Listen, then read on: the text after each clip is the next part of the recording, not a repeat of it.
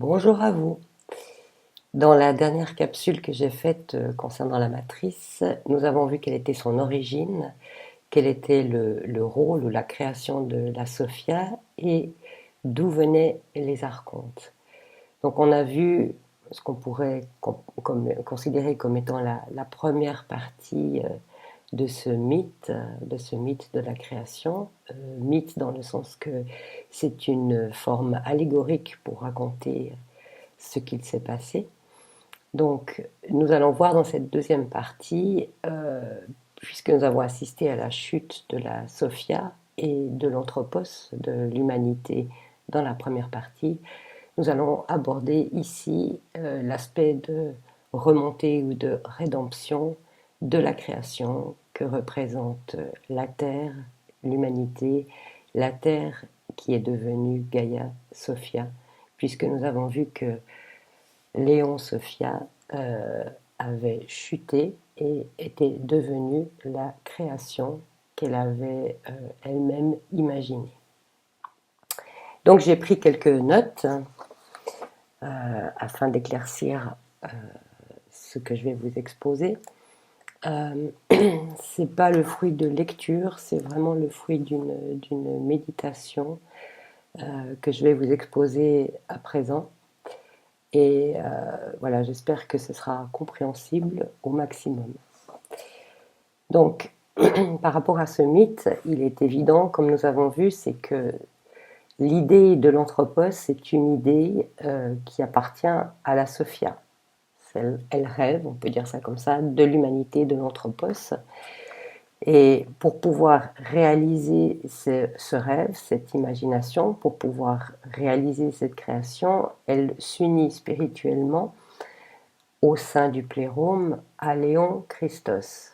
Et donc, les deux s'étant unis spirituellement, cette création de l'anthropos, qui est une extension de leur être, prend vie en fait.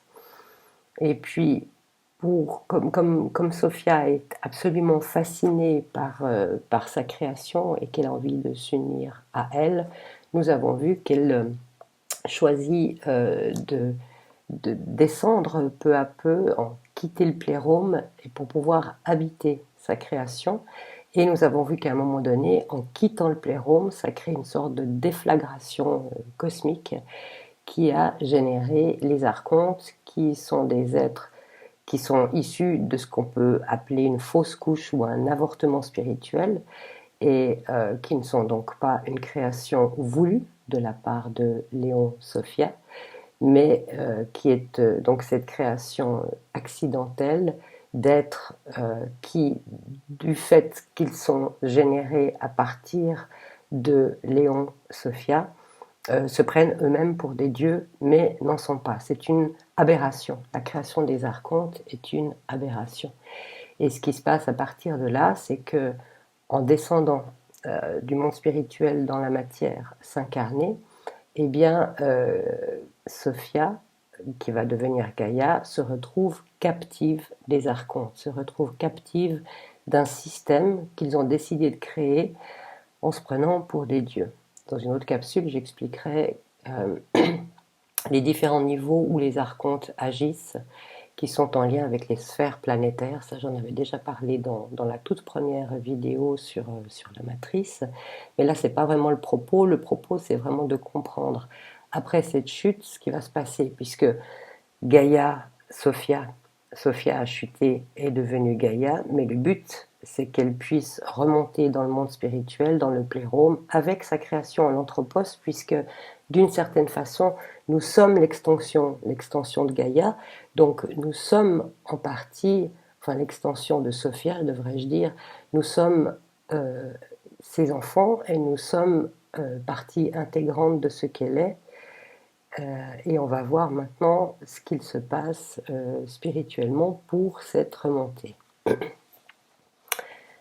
Donc, Christos, qui est l'autre éon qui, avec Sophia, a créé l'humanité, bien évidemment, il est intéressé à sauver ou rédempter ou permettre le retour dans le plérôme de ce qu'on appelle sa parèdre, c'est-à-dire c'est son équivalent féminin, qui est donc la Sophia.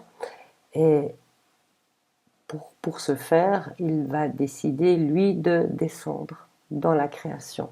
Pas de la même manière que Sophia, c'est pas comme une sorte de chute, c'est une intention délibérée de venir dans la création et de venir à un moment où l'anthropos, nous-mêmes, sommes prêts à l'accueillir et à le comprendre. Comprendre étymologiquement, ça veut dire prendre avec ou prendre en soi. Donc, il descend du plérôme à travers les sphères, y compris celles qui sont gouvernées par les archontes, mais il n'est pas reconnu par eux. Et il va occuper pendant un certain temps la sphère du Soleil. Dans ma première capsule sur la matrice, j'ai parlé des sphères assez rapidement. Je n'ai pas parlé de la sphère du Soleil parce qu'elle est une sphère à part. Maintenant, on peut comprendre pourquoi elle est un peu une sphère à part, puisque nous avons vu dans le récit de la création, dans la deuxième capsule, qu'en fait, quand Sophia s'est trouvée désemparée suite à la création des archontes et du système solaire, parce que c'est eux qui ont créé le système solaire, il a trouvé un allié parce que au moment où le système solaire a été créé et surtout au moment où les archontes ont surgi, le soleil, notre soleil, est apparu également et qu'elle a trouvé dans le soleil un allié qui lui permet simplement d'avoir force et puissance, de pouvoir repousser, tenir à distance les archontes. Et donc nous avons vu dans cette dernière capsule que le nom du soleil, notre soleil, au moment de cette création, donc il est tout à fait contemporain de la création des archontes, mais n'en est pas un lui-même. Eh bien le soleil s'appelle Sabaoth. Donc le Christ en tant qu'éon quitte le plérôme à un moment donné et va s'installer dans la sphère du soleil et apporte son énergie à Sabaoth. Et dans cette sphère du soleil où il séjourne, il se retrouve en compagnie de Zoé.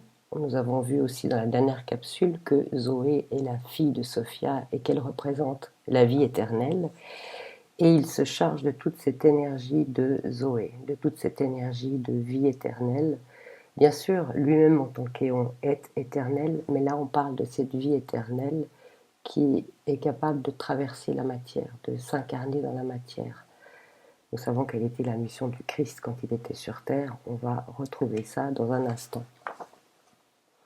Et à un moment donné, quand il estime, ça c'est une présomption de ma part, quand il estime que l'anthropos est prêt à le recevoir et à le comprendre, si ce n'est intellectuellement, du moins avec la sagesse du cœur, eh bien, il décide à ce moment-là de descendre sur Gaïa, de rejoindre celle qui a chuté par amour pour sa création, Sophia devenue Gaïa, et il va s'incarner dans un homme qu'on connaît sous le nom de Jésus lorsque celui-ci a 30 ans. C'est l'épisode du baptême dans le Jourdain. Il se met alors à enseigner par l'exemple. L'enseignement du Christ est différent de beaucoup d'enseignements qui s'adressent plutôt à l'intellect. Lui, il enseigne par ce qu'il est lui-même, par des exemples très concrets. Il enseigne en étant un modèle. Et cet enseignement, qui est un enseignement par l'exemple, lui permet de rappeler à l'anthropos son origine divine.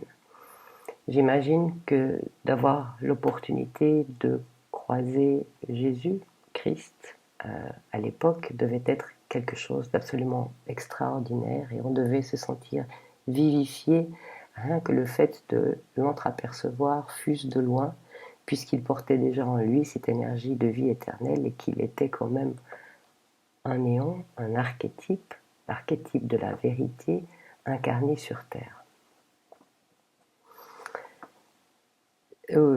Au début de sa mission, les archontes ne le reconnaissent pas. On va même dire que pendant toute sa mission, ils vont sentir que c'est un être d'exception, mais ils n'arrivent pas à savoir qui il est. Ils le voient comme un initié. Il y a eu déjà des initiés par le passé et ils voient Jésus comme un initié. Mais plus le temps passe, les 3 années du ministère de Jésus, et plus sa puissance émane et à travers l'homme Jésus, plus il rayonne cette énergie divine. Et ce qu'il se passe en fait, c'est qu'il consume le corps de Jésus. Il y a une énergie tellement puissante, imaginez, c'est un Dieu qui s'incarne dans un corps humain. Le corps humain, aussi pur et soit-il, euh, on voit dans la Bible la généalogie de Jésus, je sais il y en a 2, mais enfin, ça nous explique que au moment de la naissance de Jésus, il y a eu toute une préparation afin d'offrir le corps le plus pur possible à un être spirituel aussi élevé, à cet éon qui descend du plérôme.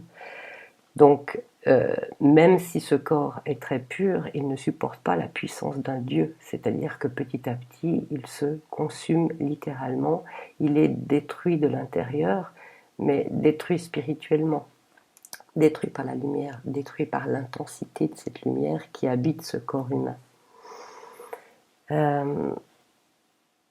Donc, comme il n'a pas chuté, qu'il a décidé de descendre dans la création commune qu'il a engendrée avec Sophia, eh bien, il y a tout un processus qui s'enclenche à partir du moment où il est sur Terre. Nous allons voir ce que ça va avoir comme implication. Bien sûr que les archontes complotent pour essayer de se débarrasser de lui, parce qu'il est quand même gênant, il est en train de donner des vérités, il est en train de permettre à certains disciples ou des personnes qui le suivent d'apercevoir une sortie de la matrice, même si à l'époque peut-être que c'était pas conçu de cette manière-là, mais enfin, il ouvre la voie pour sortir de la matrice. Et ça met en danger tout le système de la matrice. Donc les archontes ne voyaient pas ça d'un bon oeil, parce que pour eux, les dieux, c'est eux, et c'est pas cette sorte de... eux, ils le considèrent comme un usurpateur, ou comme un empêcheur de faire une matrice en rond, si on peut le dire comme ça.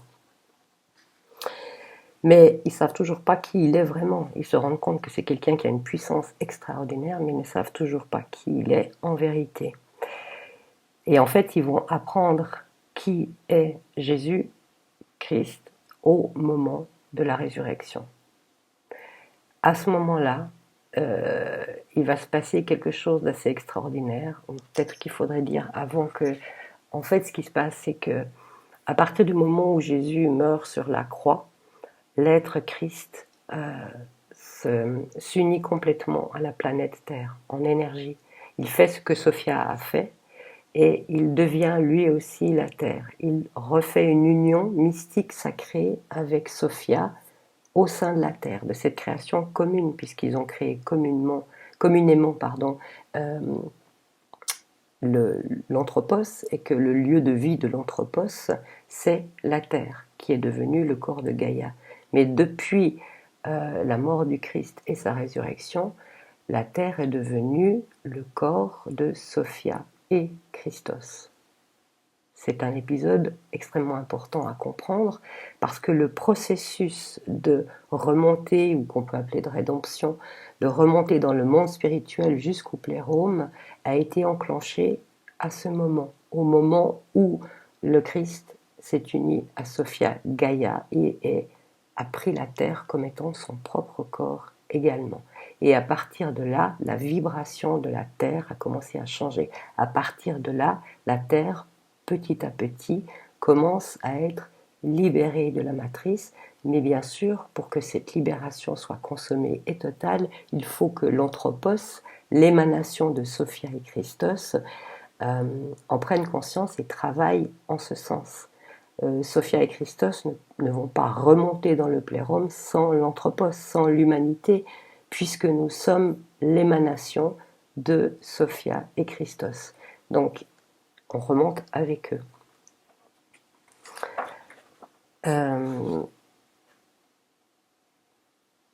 Donc, on a vu que durant son séjour dans le soleil, Sabaoth, Christos s'est uni avec Zoé, a été nourri de l'énergie de vie éternelle de Zoé, et c'est ce qu'il a apporté sur la terre, cette énergie de vie éternelle, et c'est cette énergie qui va lui permettre de connaître la résurrection. Et en connaissant la résurrection, puisqu'il s'est uni à la terre, il a apporté cette énergie de résurrection à la terre elle-même, et étant donné que nous sommes tous faits des matériaux de la terre, cette énergie de résurrection est dans nos corps physiques également. La résurrection, ce n'est pas une légende, ce n'est pas une vue de l'esprit, c'est une réalité physique et spirituelle. Nous sommes tous porteurs de cette énergie de résurrection, nous sommes tous porteurs de cette énergie de vérité et de lumière qui va nous ramener peu à peu, petit à petit, au sein du plérôme avec nos créateurs, Sophia et Christos. À l'heure actuelle, on parle beaucoup de la vibration de la Terre ou la fréquence de la Terre qui s'élève. Alors, depuis 2000 ans, en fait, cette énergie, cette vibration, cette fréquence a commencé à s'élever. Mais il y a une accélération qui se fait depuis une vingtaine d'années, globalement, grosso modo. C'est difficile de mettre des dates par rapport à ça parce que c'est un processus qui dépasse notre propre vie humaine. Hein. On vit que 70-80 ans en moyenne. Et là, on est en train de considérer, depuis 2000 ans, la venue du Christ et depuis avant la venue du Christ, des dizaines, des millions d'années. Donc on a de la peine à se faire une représentation de ces durées. Donc, cette énergie, cette fréquence de la Terre qui était, depuis la résurrection du Christ, en train de changer, ça s'accélère à l'heure actuelle. Cette fréquence qu'on appelle fréquence Schumann est en train de s'élever extrêmement rapidement. Pourquoi ? Parce qu'on en arrive à la partie où Christos va vaincre les archontes et défaire complètement la matrice. Mais c'est pas lui tout seul qui fait ça. Bien sûr, il faut un Dieu pour nous aider, notre Dieu créateur, mais en même temps, l'être humain est invité à participer à cette libération. C'est pas quelque chose. Nous sommes nos propres sauveurs. Je vous rappelle que nous sommes l'extension de Sophia et Gaïa, donc le pouvoir que Sophia et Gaïa ont. Nous avons également ce pouvoir qui nous a été accordé. Nous sommes nés de leur imagination et nous avons en nous non seulement la même imagination créatrice, mais aussi la même fréquence. Donc cette capacité de transformer nos vies et de sortir de la matrice, nous l'avons également. Je voudrais juste faire une petite mention parce que ça peut paraître très chrétien comme point de vue ce que je suis en train d'expliquer, mais c'est absolument sans aucun lien avec aucune religion que ce soit. La venue du Christ, Léon Christos, est complètement indépendant de toute forme de religion, surtout si on voit ce que les religions souvent malheureusement sont devenues. C'est une impulsion à la liberté, c'est une impulsion à nous libérer de la matrice. Et donc on peut être bouddhiste, on peut être chrétien, on peut être juif, on peut être lamaïste, animiste, voire athée. C'est pas ça qui fait la différence. Ce qui fait la différence, c'est est-ce que nous portons en nous cet élan, cette impulsion à la liberté, cette foi en ce que nous sommes profondément en tant qu'être spirituel. C'est ce qu'a apporté le Christos, c'est cette capacité de nous reconnaître en tant qu'être spirituel, né du divin, destiné à retourner au divin. Donc voilà, que les choses soient claires. Ça n'a absolument rien à voir avec quelque religion que ce soit. Je pense que c'était important de mentionner cet aspect. Bien sûr, on est engagé dans une grosse bataille puisque les archontes ne vont pas vouloir se laisser dérober leur matrice comme ça. Donc, tout ce que nous vivons à l'heure actuelle qui peut nous sembler horrible, abominable, à juste titre d'ailleurs, n'est que le reflet de ce combat spirituel. C'est important de comprendre que ce n'est pas juste une histoire de pouvoir matériel, c'est une histoire de pouvoir spirituel. Donc les archontes mettent les bouchées doubles à l'heure actuelle parce qu'ils sentent que leur matrice, leur création est en train de leur échapper et c'est insupportable. Parce que qu'est-ce qu'il arrive une fois que la matrice leur a échappé, surtout une fois que l'anthropos, l'humanité, leur a échappé, eh bien c'est la fin des haricots pour eux, c'est-à-dire que c'est leur propre chute dans ce qui est dit dans la Pistis Sophia, leur propre chute dans l'abysse de la pesanteur. C'est-à-dire que c'est des êtres qui sont voués à disparaître, puisque en tant qu'aberration, ils n'auraient même pas dû exister, donc ils vont disparaître comme ils sont apparus. Et bien sûr, l'idée de disparaître, je pense qu'ils doivent le sentir d'une certaine manière, mais c'est quelque chose d'absolument insupportable et inacceptable. Donc tout ce que nous vivons actuellement n'est que le reflet de ce combat, d'une certaine manière, qui est déjà gagné. Ce combat est déjà gagné, j'insiste, mais évidemment c'est un processus et il se déroule durant une certaine temporalité, durant un temps donné. Difficile de dire le temps que ça va prendre. Ce qu'on peut penser, c'est que ça va certainement pas prendre 2000 ans, ni même 1000 ans, peut-être 100 ans, pour que cette sortie de la matrice soit totalement faite, totalement expérimentée, mais avec des étapes, bien sûr. Il y a des étapes, chaque année amène une étape nouvelle, donc ne désespérez pas si les choses se passent trop lentement à votre goût. De toute façon, le processus est enclenché et le processus aboutit à la remontée dans le plérôme. On le sait aussi puisque la fréquence de la Terre qui s'était peu à peu élevée a commencé à s'élever extrêmement rapidement peut-être depuis les années 60 ou en tout cas depuis 2012, je crois que c'est encore plus puissant et que c'est d'une rapidité extraordinaire. Donc c'est bien la preuve qu'on est en train de remonter, que les choses changent et que les archontes sont en train de ramer à contre-courant. Donc ils essayent tout ce qu'ils peuvent pour essayer de maintenir un maximum d'âme dans leur matrice par la peur, par le mépris, par la manipulation, par le mensonge, parce que c'est tout ce qu'ils connaissent et que on maintient les gens en esclavage quand on leur fait peur d'un côté, et puis quand de temps en temps on leur ajoute un petit sucre sous le nez de l'autre côté. Nous verrons dans d'autres capsules que la méthode pour maintenir la matrice de la part des archontes est à la fois une méthode de manipulation et une méthode de séduction. Et pour terminer, pour comprendre que cette sortie de la matrice doit se faire en étant triomphant des archontes, il faut savoir que nous allons devoir, en tant qu'humanité, avec l'aide de Sophia et de Christos bien sûr, nous confronter au chef suprême des archontes, le fameux Yadalbaoth, qui est considéré, selon les écrits évangéliques, comme étant l'antéchrist. Donc c'est une phase par laquelle l'humanité va devoir passer. Nous allons tous devoir passer par ça, accompagnés de Christos et de Sophia, et nous avons la capacité de tenir tête à Yadalbaoth. Donc c'est important de savoir que le processus est enclenché et que nous avons déjà gagné, mais qu'il y a comme ça des étapes que nous devons franchir et que nous allons franchir.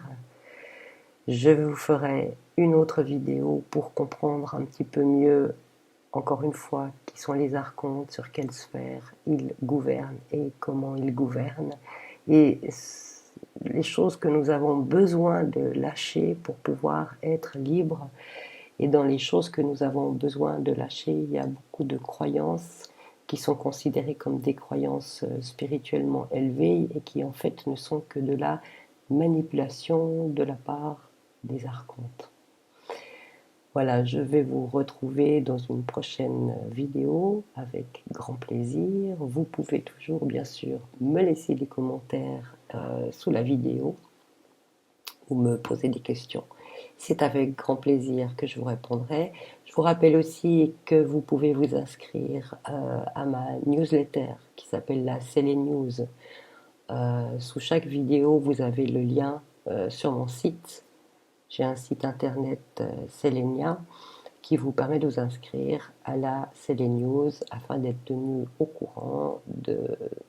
En principe, je sors une newsletter tous les 2 mois et certains sujets que je ne peux pas traiter par vidéo ou que je peux plus facilement approfondir par écrit, vous les aurez grâce au Célé News. Voilà. Je vous souhaite de passer une bonne journée. Je vous rappelle que nous sommes tous en train de gagner, que ce n'est pas facile, bien sûr, mais c'est grâce à ces contraintes que nous découvrons notre propre lumière. Nous, en tant qu'êtres humains, avec Sophia et Christos, sommes capables d'émaner cette lumière et la lumière dissout l'ombre. Comment aurions-nous su que nous possédions cette lumière si nous n'étions pas confrontés à l'ombre? Allez, bonne journée, à tout bientôt, je vous embrasse. Bye bye.